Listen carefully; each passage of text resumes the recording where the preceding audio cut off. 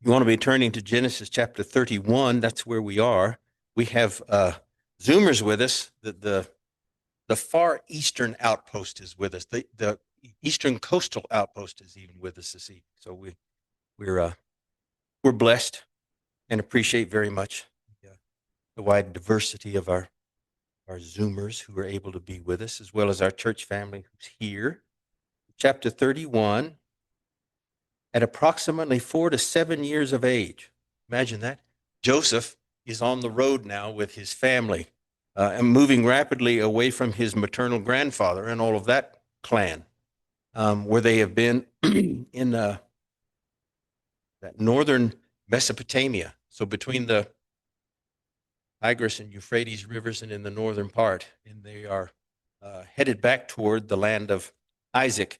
And Jacob, smart and shrewd, never been a doubt about that. By this point especially, he puts all the important things of his family, animate and inanimate, in front of him, and he's more back toward the back of the group as they head out. Which if you're being pursued from the back, I guess you wouldn't want to be in the front and have things stolen from you and taken from you without you knowing about it, at least as quickly as you could.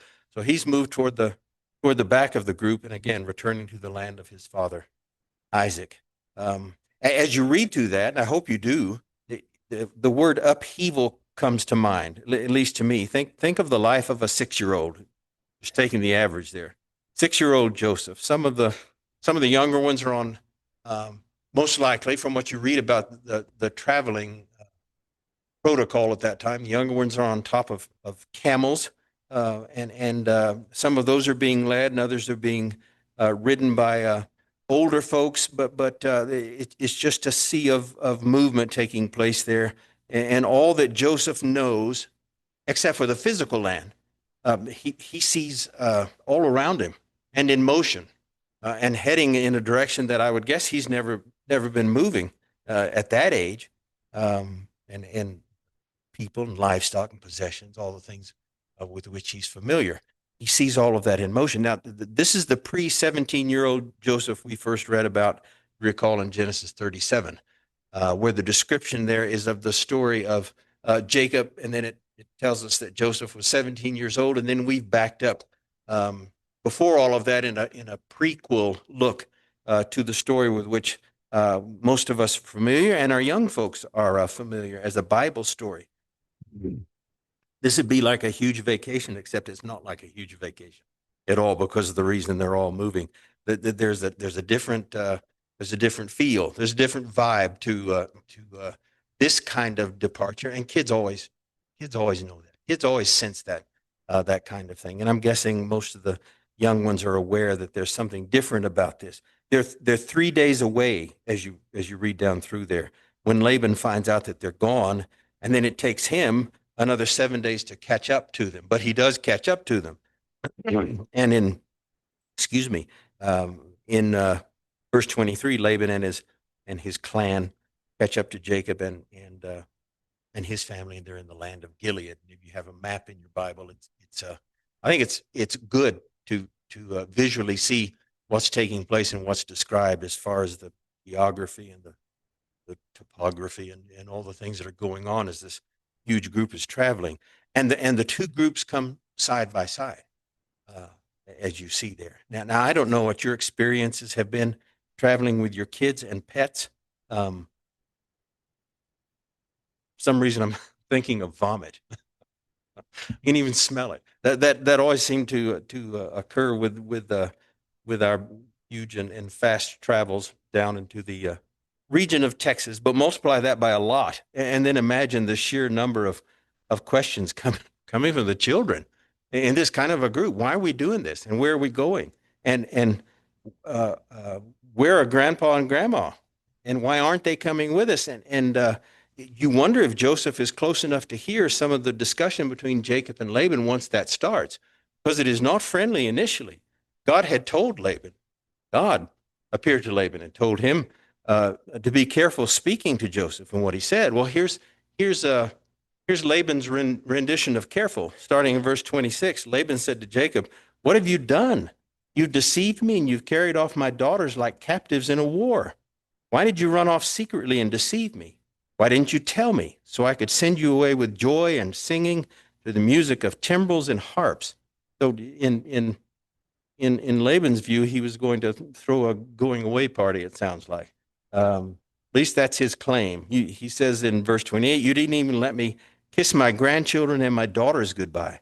Now, you recall his daughters were the ones who said, listen, he sold us in effect. We're not inheriting anything from him. We'll go if you're ready to go. And they were ready to go. He's not portraying it that way. And then he says, you have done a foolish thing. I have the power to harm you. But last night, the God of your father said to me, be careful not to say anything to Jacob, either good or bad. Now you've gone off because you long to return to your father's household. But why did you steal my gods? You recall from last time as we looked, someone in Jacob's group had stolen Laban's household gods. Jacob is not aware of it.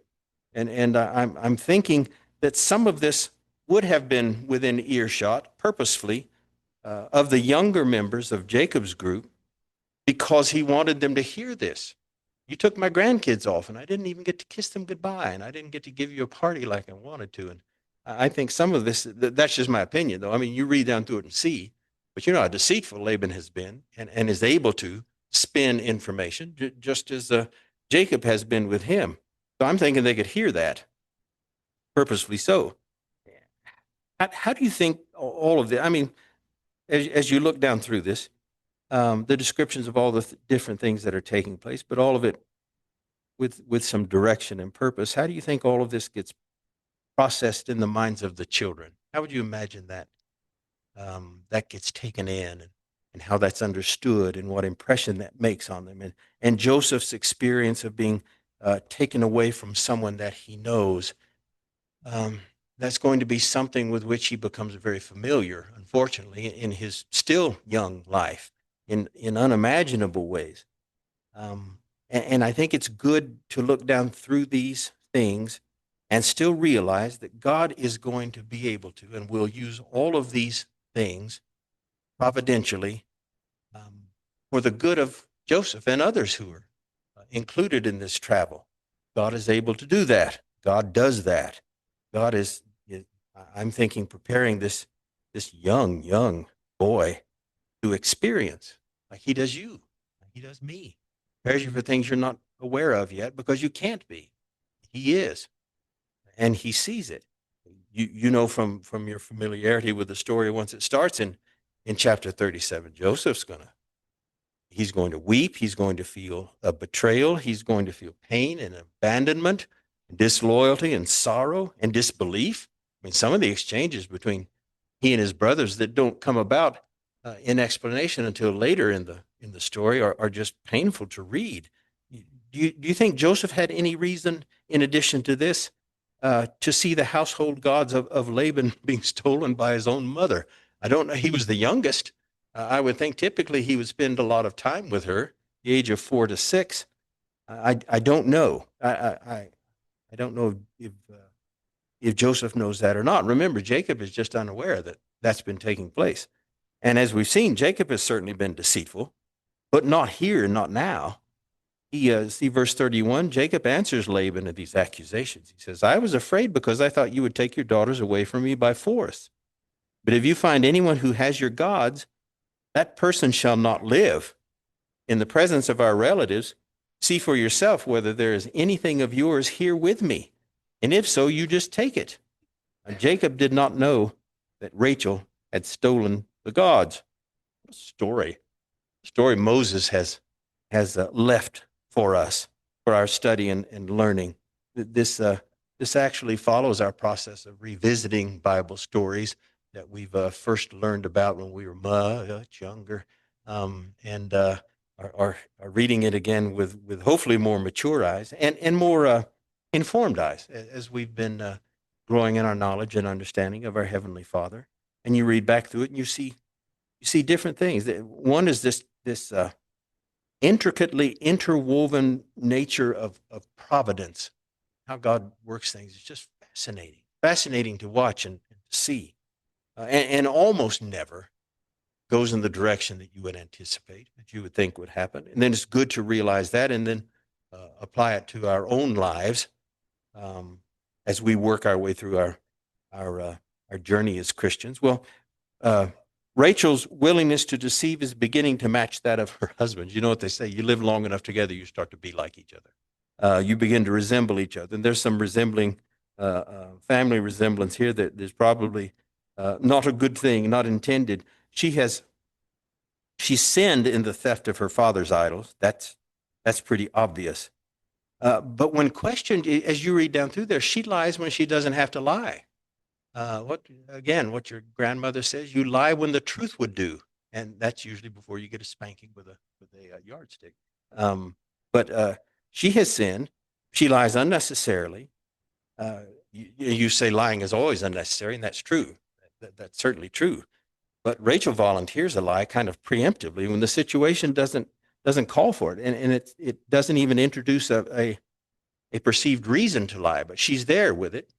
A lot of times guilt moves us in that direction when it's unnecessary. Laban searches Jacob's tent. He searches Leah's tent. He searches Rachel's tent. And Rachel has hidden the idols inside the saddle of her camel. If you see any drawings or renderings of the travel caravans at that time, the saddle is kind of a loose description of these large boxes that they would perch on top of and then strap to the back of camels. So there's a lot of, it's like a car top carrier, but for a camel. And that's where the idols are actually hidden. And again, there's no indication from that Laban is going to search there. And Rachel volunteers more false information in kind of a preventative measure. And you can read that in verses 34 and 35 for yourselves.